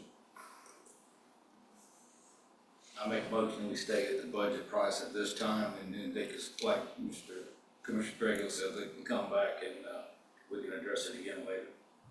To stay at 300,000. I second that. Motion and second, all in favor? Opposed? Motion passes 3-2. 300,000. Thank you. And do you mind telling me why you feel that way? I agree that for transparency, so if you do this and there's land come up and you want it, you come back before us and then we can give it and it's going to, instead of us giving you 400, I'll give 50 back. I mean, that just. That 400,000 has nothing to do with additional new land. I said that early on, that the land where we need to expand, we'll come back to you, because that was the request that came to me, was you come back to us and we'll help you find land or fund land. This has nothing to do with the land. This has something to do with paying the bills. What about you? My reason for my response is it's a $67,000 mistake, and I can't sit here and give an authority another, let me finish. The IDA bought the dirt, not because they needed it, they bought the dirt because they were gonna resell it and make money off of it. And I don't see why the IDA would be in the purchasing of dirt to resell to a future customer. So the dirt cost $47,000. The verbal agreement that Mr. Parham told me personally was the road to get cut in on this property over here, so y'all could show it, and then we could bring more industry in, we could sell that property, use that money towards the courthouse and some things that we're badly needing. So I never heard of the $20,000 part until y'all brought it up. I just heard you were gonna cut the road in. But if you put a $20,000 price tag on that, on top of $47,000, that's $67,000, and you explained if we increase the budget, y'all would take care of that. So then that's another $20,000, now it becomes an $87,000 deal. So I just, with my heart and the tax dollars money, I'd rather y'all come and say, we've got this deal, and then the board's unanimous to help us get it done, because we're making money, but I don't wanna put more money in the hands that's being not used properly. I guess it was a waste of money, it really was. I agree. And it's not your fault, like you said, you said, hey, that wasn't my decision, and I know it wasn't. And I feel for you, because I can see it in your face, that was not a good decision, but it's still taxpayers' money at $47,000. Well, That's my reason. I will respectfully tell you, John is gonna have to pay those 2 invoices for me. So, he will get the invoices tomorrow. Thank you. Next item. Number 4 is adopt the fiscal year 2025-2026 budget resolution. Commissioners, you have before you the proposed 25-26 budget. Key highlights include a 12.54 increase in projected revenues.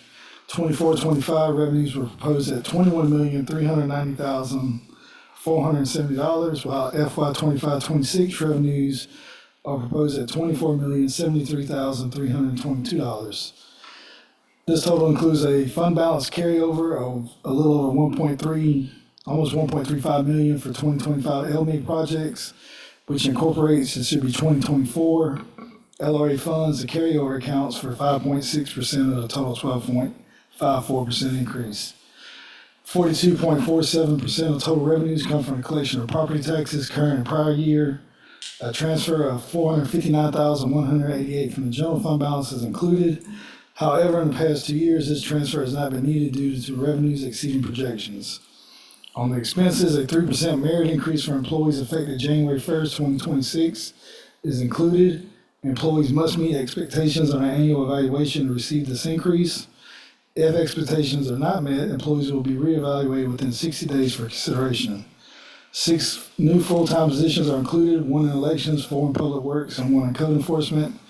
Employees-related costs make up 51.61% of all expenses. In the fire district, revenues reflect a 9.62 increase, going from 2.417 in 24-25 to almost 2.65 in FY 25-26. A transfer of $297,548 from the general fund is included. That has not been used in the last 2 years. This is due to vacancies in the fire district where it resulted in lower salary and benefit expenditures. Expenses have risen due to conversion of several positions from part-time to full-time. And in this fire district budget, staffing accounts for 71.21% of the fire district. All special funds are balanced with no significant changes. T-SPLOS includes equipment lease purchase for in-house paving. And I think Ms. Lackey has one other thing. Finance has confirmed that all funds, including the general fund and special revenue funds, are presented with a balanced budget per OCGA 36-81-3. Local governments are required to adopt and operate under a balanced budget in the general fund and all special revenue funds. Staff recommends approval of the proposed budget for fiscal year 2025-2026, which will begin on October 1st, 2025, and end on September 30th, 2026, and to adopt the 2025-2026 budget resolution. This will require all commissioner signatures. That should be minus one this evening. Okay. Anything else? No, sir. If the board has any questions, be happy to answer. Like I said, we proposed a balanced budget in accordance with Georgia law. And like I said, the biggest change you'll see from year over year in general government is that 1.348434, a fund balance carryover is the more accurate way of transparency and carrying over a fund balance instead of saying transfer in from general fund. Is this money is clearly earmarked for LME projects. But just to be clear though, make sure, so in this budget, you have enough money and able to pay the expenses we were just previously threatened with? Yes, sir. Account for them properly? If you were to raise $100,000 for the IDA, I would recommend putting it in the general fund balance, transfer in. Likelihood is that we're not going to use it. We haven't used it in 2 years. So if the IDA came back, and by our ordinance, we're allowed to amend the budget every quarter. So it could be beginning of the second quarter, IDA come back and say, I would like 25,000, staff can recommend a reduction in line item to make up that difference. And I think as they come with these expenditure requests, we make sure we thoroughly review it. And then also, I think we need to make a budget amendment each Yes, sir. time, instead of just simply paying a bill.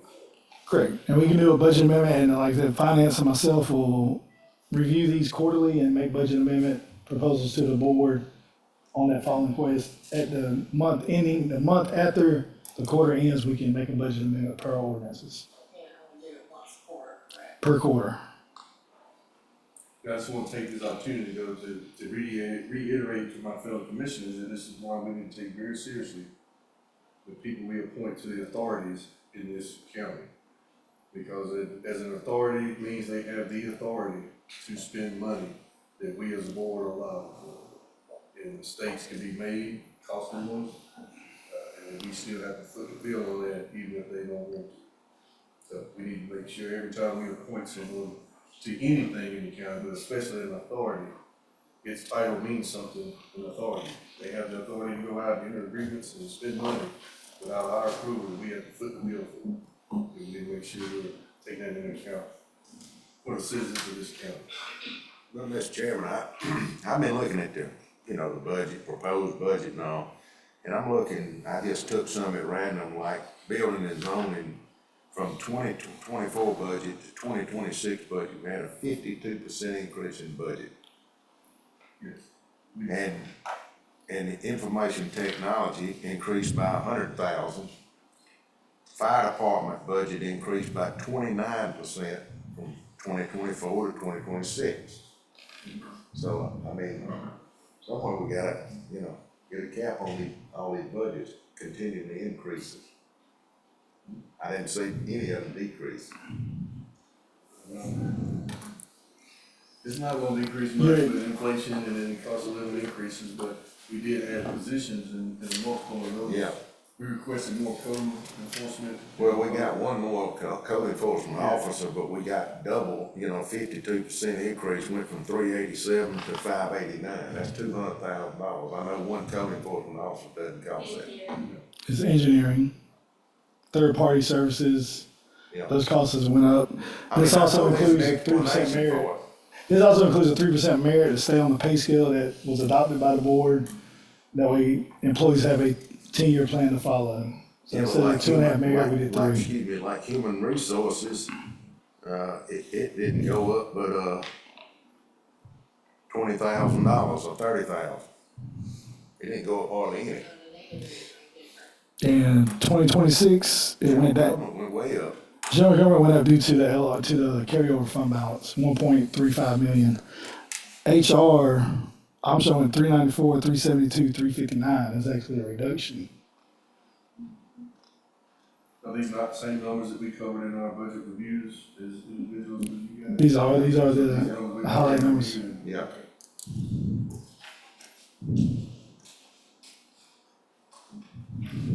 I mean, that's the way I interpret it. Yeah, like Public Works, you'll see a 500,000, but we just added 4 positions. Yeah. With 3% merit over 38 employees, I believe.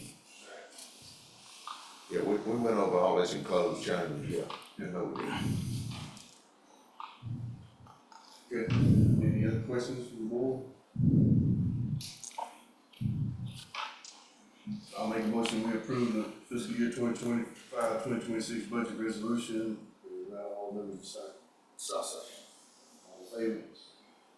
Thank you, Commissioners. Next item is approved, CM for courthouse, EMC engineering. Commissioners, Chris Brazel is with EMC Engineering is here to present his recommendation on the construction manager for Meriwether County Courthouse project. The 2 finalists was River City and Sheridan. We interviewed both on Thursday, September 18th, and Mr. Brazel will now present his recommendation to the board. Good morning, Commissioner, or good afternoon, Commissioners. I already feel like morning time, right? It's been a long night. Couldn't imagine how you guys are doing. Mr. Chairman, on behalf of EMC Engineering Services, we bring forward our recommendation to select River City Contracting as the construction manager at risk for the courthouse. As the county administrator stated, we had a interview last Thursday with the committee. Both teams were well qualified, scored very well with defined goals. However, the cost savings that we would have with River City tilted the deck their way to the tune of about $85,000 difference between the two. Another thing to take in consideration, the proposal that River City Contracting provided to us, that any pre-construction services to be provided, as long as we go to construction within 6 months, will be for free.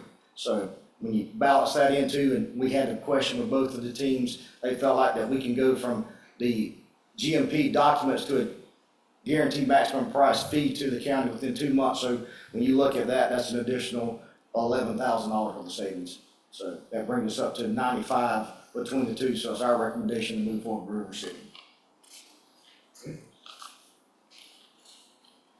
Any questions or discussion from the board? When we gonna be working on the roof?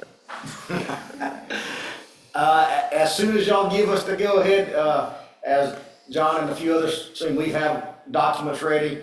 We want to do a reconciliation meeting with the contractor to get all the questions answered. They'll move to a GMP. I'm thinking within 45 to 60 days, we'll be driving hammers, setting up scaffolding, and doing everything that we need to do.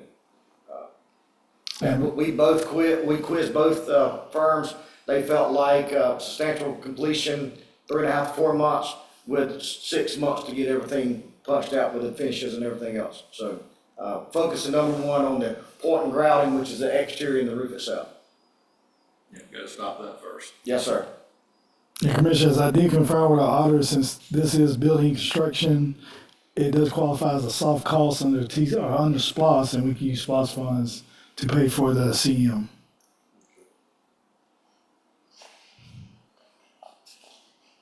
And I think I estimated this cost at 180 or 165, so in that ballpark, for 6 months. For River City with the bond and everything, I'm around with the estimated budget that we gave to work off of, there'll be about $200,000 on it.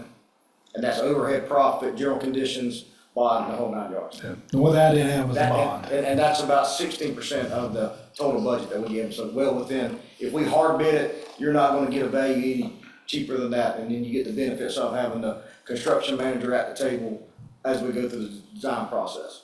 And eliminate, and as y'all know, we'll have a guaranteed maximum price with a contingency budget, so when we do something and we find something unknown, as we know that we may find with some of the conditions that we're in now, there's no extra money, so we will make sure that that guaranteed maximum price is enforced, and that's where we come in on the construction management side. And this is ones that are doing Harris Courthouse, correct? Yes, so this is the same contract that's doing Harris County courthouse, I think we're on phase 3, phase 4. I think some of y'all have reached out to our colleagues across the county line. They came highly recommended, and have done a great job. One of the, key interview points, and both companies did, hit the points, but River City has been working that building live, so not displacing workers, and really had a lot of positive things to say with working around each other and making sure that we are, minding when court's in date, that they're not making any noise or any disrupting the flow of the court schedule, but didn't have to displace a single employee during this renovation process. Okay. Any other questions from the board? Thank you, sir. I'd like to make a motion, we approve River City contracting as the CM for the courthouse and be funded through SPOS. Second. And allow the chair or vice chair to sign. Chair, vice chair, sign. Who seconded? He went out. All in favor? Next item is placement of historic marker, David Merriweather on the courthouse wall.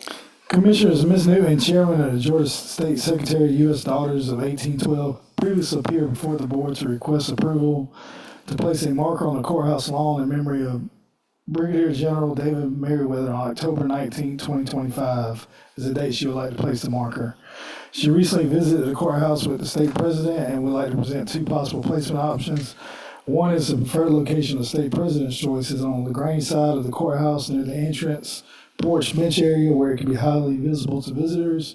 The alternate location is also on the LaGrange side near the Veterans Memorial under the tree, and both pictures are attached. You can't really see it, but the first one is the entranceway between the benches, and then the next to the memorial underneath the tree.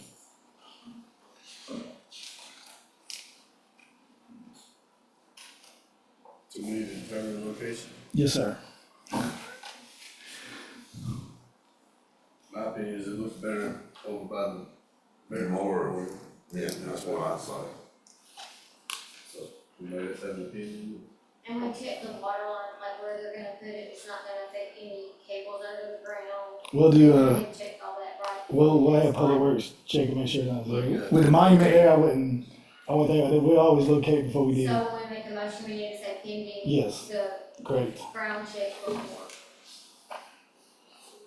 You guys have a preference for the locations? If I get allocated it by the Veterans Memorial, if the ground is right there. So I'll make that motion. To place the historic marker for David Merriweather on the courthouse lawn on the LaGrange side of the Veterans Memorial under the tree, pending the land survey by Public Works. I second. All in favor? You might want to, I know the most done, but regular locate means Public Works won't be the one to do locate. Well, whoever does, just like 811. Yeah. I'm just saying, her motion says by Public Works, and I'm just wondering, do we need to clarify that needs to be done by regular? I just mouthed Brian to write down, remember that we need to do 811. Yeah, they need to do locate. Yeah. All right, next item Just want to is make sure the word right. release of road bond for Chambliss Village. Commissioners, Parham Homes LLC and TRG GC Chambliss Investors LLC, known as Chambliss Village, has a 3-year road bond set to expire on September 29, 2025. Public Works Director Ryan Griffin has inspected the road and approved the release of the bond, and he is present to answer any questions that you may have. So we just need approval to release the bond, and I can issue a letter releasing the bond on the road. So the road's in good condition now? Yes, sir. The portion that they're responsible for. This is allowed chair and vice chair to sign. You can allow the county administrator to sign this one. That's just a letter. I asked what they would need. They would just need a letter from my office stating that the bond's been released. Any other questions? From the board? No, I'll make a motion for the release of the bond for Chambliss Village. Second. All in favor? Oh, and we don't need to. And allow, We need to say that? I would say allow the administrator You want to play your to draft motion the without letter. administration? Allow administrator to sign. You still say that? Yeah. We all still favor? Yeah. Next item is waive penalties and interest, 1 acre tract, Patricia Burns. Commissioners, I'm glad Michael's here because he's been working on this one as well. Mr. Buddy Burns is requesting the back taxes and penalties totaling $2,319.63 on parcel 060010 located on Old Tree Road in the name of Walden Gruchid, care of Miss Marion Winham, be waived. This parcel was mistakenly identified as part of Patricia Burns' property, parcel 060007, located at 2500 Old Tree Road, which includes 427.49 acres. Property taxes have been consistently paid on the full 427.49 acres, while this separate 1 acre tract was misidentified. Staff recommends waiving the penalties and interest on parcel 060010 in the amount of $2,319.63. So I remember correctly, we're not lacking any tax revenue. It was just misfiled and appropriated on the document. That's correct. What had happened apparently was that the old tax maps were taxing a 1 acre parcel in the bottom right corner of Buddy Burns' property. And it looks like that map may have been done erroneously, that 1 acre was put there sometime in the past and it was wrongly placed, based on some deed work that we looked at. And he's been paying on a full parcel as if the 1 acre was there. But because the maps had a separate 1 acre out there, they were collecting, that was not, it had its own tax number, it had its own assessment, and it had, because no one was paying it directly on that tax number, that parcel ID number, it was collecting interest penalties. My understanding is Mr. Burns is going to be taking action to clear the title on the full property with regard to that mistaken 1 acre tract, but because he's been paying on the full acreage that his property sits on, we have not been missing taxes. But he is asking that we waive the penalties and interest that accrued on that 1 acre parcel before he takes the corrective action to clear the title. Any questions from the board? No, I'll make a motion, we waive the penalties and taxes totaling $23,1963 on parcel 060010 located on Old Tree Road in the name of Walden Gertrude Ethel Ms. Martin Wiggum be waived. Second. All in favor? Next item is declare a 2 acre tract on Harmony Church Road. It's set the price. Commissioners, the Meriwether County Board of Commissioners owns parcel 108002. It's a 252.81 acre tract that includes a 2 acre portion proposed for separation along Harmony Church Road. To proceed with a sale, the board must establish a sales price through an intergovernmental agreement between the IDA and the prospective buyer. The buyer intends to relocate and repurpose the Oakland Plantation House as either a museum or a bed and breakfast with specific terms and conditions to be outlined in the agreement by legal counsel. And the documents behind you, you'll see the cutout of the 2 acres, the legal description that was made that was deeded back over to the county because it did not go through with the sale. And then the last page, on page 98, you'll see the proposed 2 acres that was cut out of that larger tract, which looks like it's on Thompson Waddell Road and adjacent to Harmony Church Road.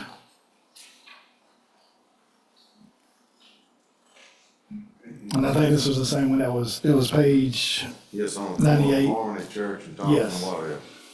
And this was the same piece that was brought back when I think it's done tried to sell twice before and has not the sale fell through. Any discussion from the board? What kind of assess value here? Has the staff thought about anything, or are they leaving it up to the board, or? We have not, because it is part of a 280 tract land. No, I know that, what 2 acres is worth. It's gonna be up to the board on it. And the board doesn't have to allow this because it is a cutout of property from the county. It's not a separate 2 acre tract on its own. It is cutting into a larger tract. when I talked with Ms. Jane about it, she said this has been deeded back to the county, so the county owns all of it. Go anywhere in the county and buy a 2 acre lot that's buildable, you're gonna spend anywhere from $30,000 to $40,000 for 2 acres. So I don't know how the board wants to put a value on it, but just not, a 2 acre lot's not cheap, especially right there on the highway. And this was just brought because this was the same 2 acres that the airport authority asked would the board be interested in setting a price on so they can propose it to the prospective buyer. And the board doesn't have to, allow the sale of it. They said we just don't want to And keep it's the gonna be land. for the purpose of what, moving that house to? Moving that house and making it a museum or a bed and breakfast, and those conditions would have to stipulate in the contract, otherwise it reverts back to the county. Can we ask our tax commissioner a question? What is a good assessed value on a 2 acre tract in Meriwether County? You wouldn't know? Okay. I didn't know if maybe you can recall from seeing the bills come through. Is this gonna be a private deal museum, or is it gonna be affiliated with the county? I think it's going, the county, upon my knowledge, has no affiliation with it. It won't be through the Chamber of Commerce. It'll probably be promoted through the Chamber of Commerce, but it'll be approved through a private individual. It'd be worth at least 30 then. And the board wishes to, sell this land, it would just have to be as outlined in the survey with set price. That'd be sufficient, Michael? I mean, to me, this is a chance to get the house off the airport property, and we got to do that. And we'll collect tax revenue once it's on the tax digest. Okay, so we need to set a price then, we agree on. The house has to be moved. Yes, sir. They can't get the 2 acres and all of a sudden now they decide they just ain't gonna put the house there, they're gonna tear the house down there on 2 That's gonna be a condition that would be real illegal if it does not move the house, or if the house falls during moving and the land reverts back to the county. Okay, yeah, we So definitely need that. the house is, It may be fall. it very well could be the case. I personally think 30,000 is a little high for that location. Yeah, but, I know on the other end of the county, I feel like more like 10,000 acres. more than 15, not an acre, but, in total, but you said just a unit. Okay. with 20,000 be, That's fine. this, you get any lower than that, man, it's, It ought to be 10, right? It ought to be worth 10,000 acres. That's kind of where I was thinking about, 10 acres. I make a motion, we,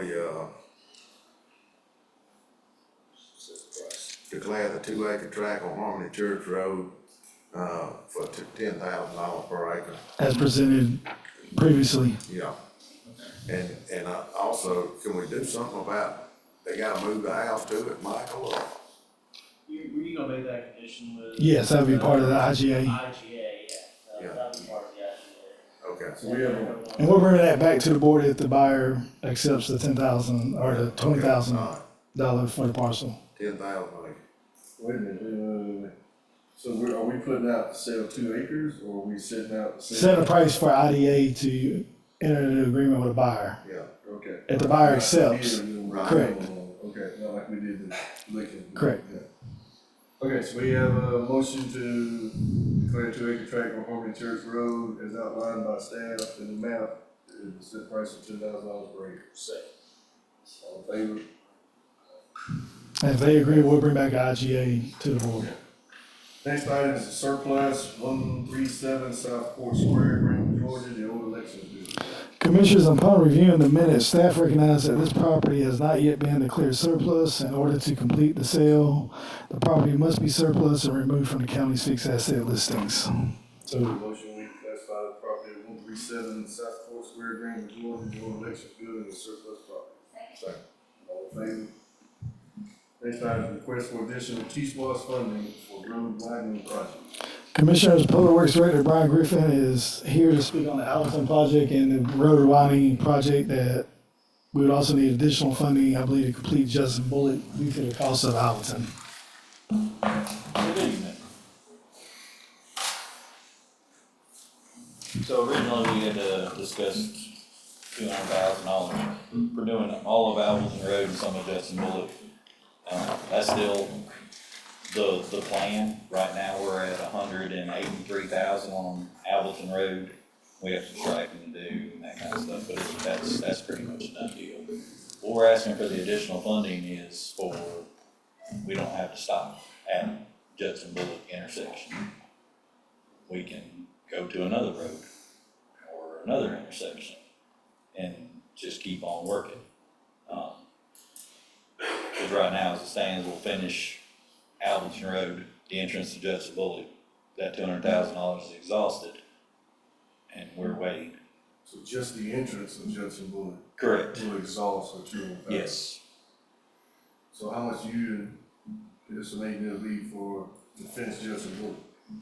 Oh, the whole mile? Or, I mean, the whole road, or just that section between White House Parkway and this, before you get to the Four-way school? stop. Right, because Justin Bullock keeps going like three Oh, sections. yeah, so to the four-way stop, that's the narrowest part of the road. Yeah, that's right. Four-way stop to the White House Park. And that's what, 1 mile? 1.1. Yeah, a little over a mile. So if we bumped it another 100, that would cover everything, still have money to the good. To go to the four-way stop Yes. for T-Spot. What was the T-Spot? Correct, two spots. Well, we're good. We have 600,000, I believe.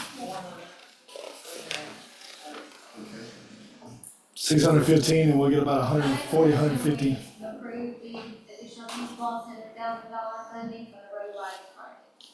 So we need to name the road To complete the Judson Bullock area, to the four-way stop to of the River four-way Road, stop from White House Parkway. to River Road. Okay. You second that? I'll second All it in again. favor? Okay. We came in a little Well, high. I got one question though. So, when we're doing this widening, do we widen the road that needs paving? And then we gotta come back and pave it again in a couple of years, or do we just do the widening when we pave the road? You wanna do the widening before you pave it, so it's established, it's set. But in Appleton Road, for instance, yeah, absolutely, it needs resurfacing. It needs to be deep patched or a permanent flex applied and then paving. If you wanna do that, we can do that too. I got a price for that, about $974,218. That's with you, the equipment we're leasing and Yes. everything? Okay. That would be start to finish, 5.5 miles, striping, everything on top of the 173 we have in the shoulders.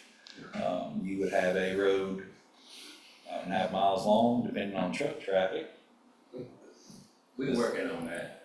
with a life expectancy of 15 or better. And better not be talking about it come December meeting either.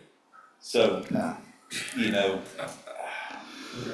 it's just something, you know, to think about. That's kind of, I know we're talking about maybe a year spending that kind of money, and it's just, do you want to address a major artery or lots of smaller? What we wanna do is, get a recommendation from, I think EMC's working on this, a countywide study of every road. Correct. The condition, grading level of, by condition overlaid with traffic volume. Correct. And then we can prioritize in order which one we wanna go after. That'd be outstanding. And it may be just one long stretch, each of what we do, Sure. or, you know, maybe get through. But I mean, for us to do it in-house, you're talking about a month-long project if we have good weather. I mean, it's not like it's gonna be done. And I got a question. I went out and looked at Alton Road, it looks good. I'm glad we're getting it done.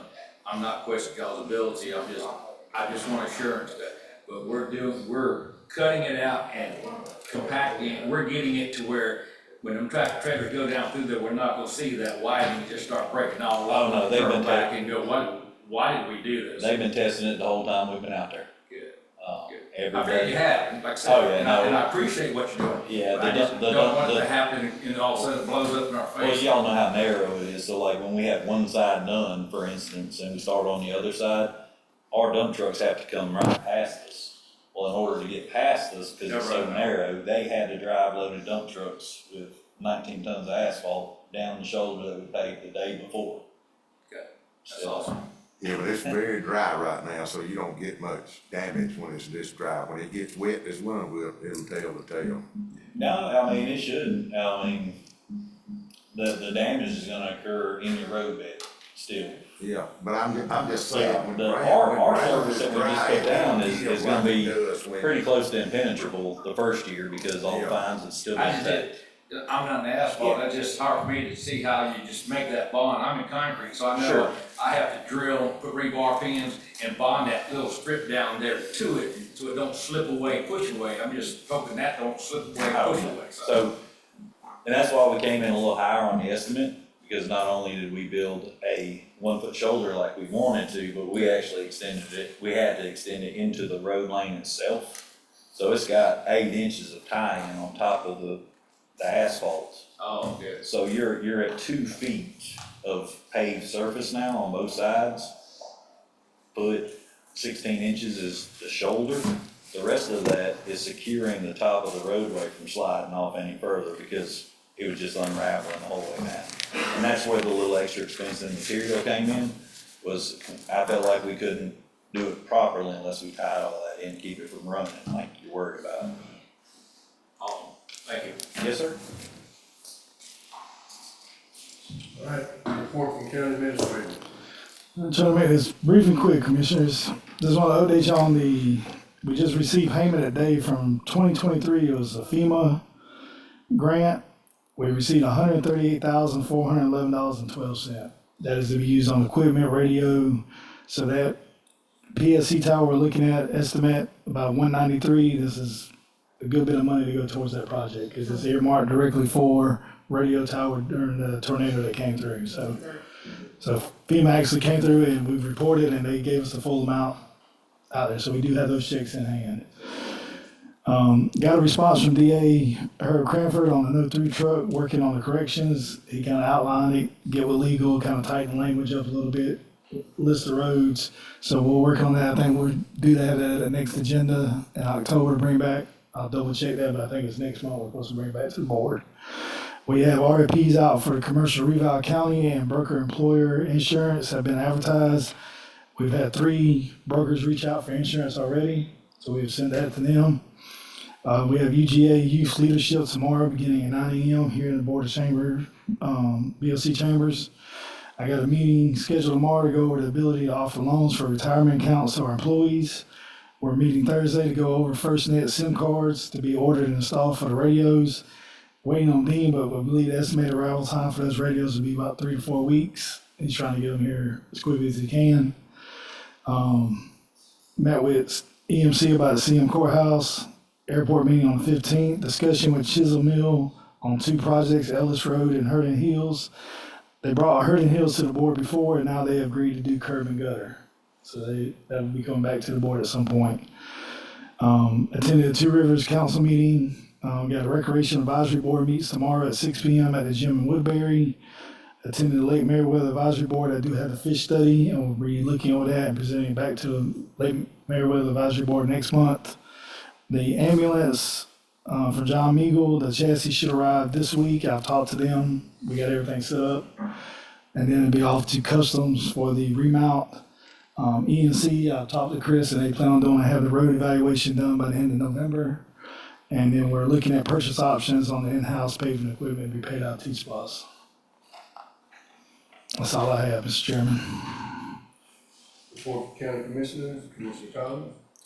I just like to thank staff and all the employees for what they do and all the constituents in the county for being patient and we trying to move forward.